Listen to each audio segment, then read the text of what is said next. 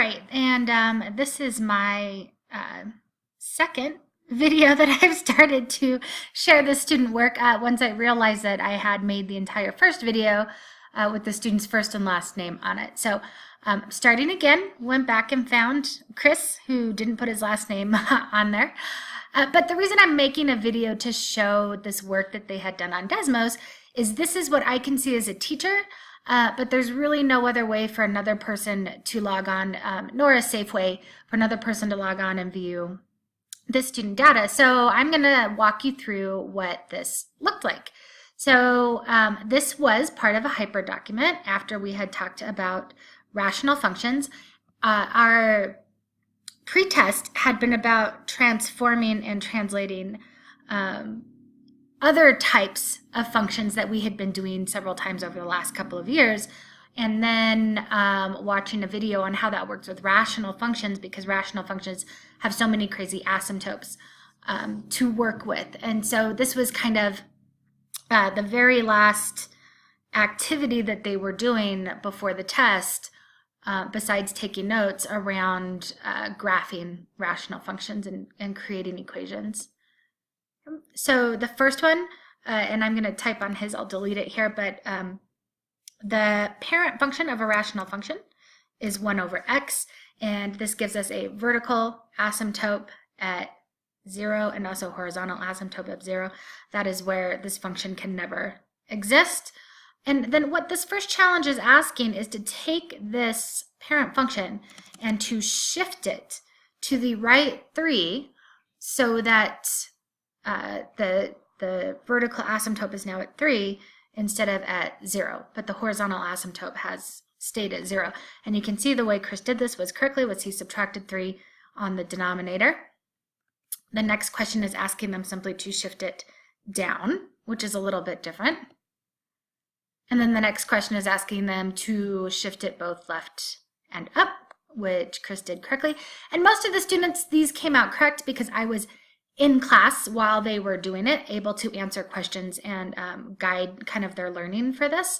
I was really excited though to see groups working together and explanations around what students had to do from students that had gotten the correct answers, those conversations as they were trying to explain to the other students what they needed to do to get correct graphs. And not everybody needed to have the same numbers. You could have different numbers in some places and have the same graph. Okay, so now we have so as you can see, it's just progressing to get a little bit harder each time. Now, what was a little bit frustrating for me as I was walking around and conferencing with students was that the minute they saw something new, like, oh no, challenge number 4 has 2 vertical asymptotes, what do I do? And I would ask them to go back and look like what they had done for just 1 and to think about what that might look like. But it became pretty frustrating that I kept having to say, you need to go back and look what you did, what worked. I didn't understand why that wasn't their first thought. And in my reflection, I'm going to talk about how maybe I can go back and help teach them how to do that instead of just waiting for somebody to answer a question for them. Challenge number 5 is cool because they're supposed to use words to explain what's happening. So show me using a graph, and then explain using words what's happening with the math. And what I love about that is a lot of people don't realize that you may be able to do all of the math work I'm asking you to do, but you really haven't shown mastery unless you can explain what it is you've actually done. And I think until you can do that, you are never going to remember past the next test what it is you were actually trying to solve for. And then what's cool about this is it has that component. So it's got several research-based ideas here. The idea of like, we're going to draw something and we're going to write something. And so that's 2 different ways of looking at the same thing.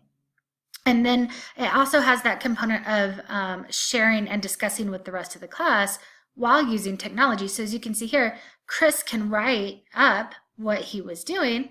And then you click on, this says edit your response, but there's a button that says share this with the rest of the class. And then when you click on, and you can, this is because this is the teacher view. On the student view, instead of edit your response, it would say please click on this to share your response. And then when you shared it, other students' answers to this question would come up. And what's cool about that is I saw students that were struggling with this, and they would write something and then they click share with the class. And I heard a lot of like aha moments, like, oh, that's what this person said. Now I kind of understand more about what this challenge wanted. And then they would go back in and edit what they had done, which just showed like a learning moment for me. And then not only that learning moment, but a documented moment of that. And I really appreciated that use of technology here. And then moving on, so things are going to get a little bit harder. Now we're adding x-intercepts, which means we're going to be dealing with, and I can view here, make sure he did it correctly, which means we're going to be dealing with the numerator part of a rational function as well as the denominator. And you know what I haven't tried yet, I probably shouldn't have mentioned that on the video, is wanting to kind of like make notes on their screens. I haven't figured out a way to do that. I know that's all graph settings, but maybe just a video like this kind of as I'm going through it. Okay, now here we have the x-intercept and the two vertical asymptotes, and this is a point where I was telling many students to go back and look at how they had done those two vertical asymptotes before and how had they found that x-intercept, and could you look at that and maybe put those two things together? And so how can I do that without actually, how can I teach them to do that for themselves? That is part of what I'm still looking at. And then it's just more, this one even takes it to another level because you have to take this outside of what you're working on here to actually find this answer. You need to do some math in your notebook. And on it goes, and then some more explanation, and then some really hard, challenging problems that people could play around with and see what that looked like with their equations. And then the bonus challenges, number 14 and number 13 before this, were for the honors students. So not everybody had to do this part. So that was a little way that I could chunk it into different levels here. So I hope you enjoyed this. I can't click out of this because everybody's first and last names would pop up. So I hope you enjoyed this look at what I can see as a teacher and what the task was for students to use technology when learning about rational functions.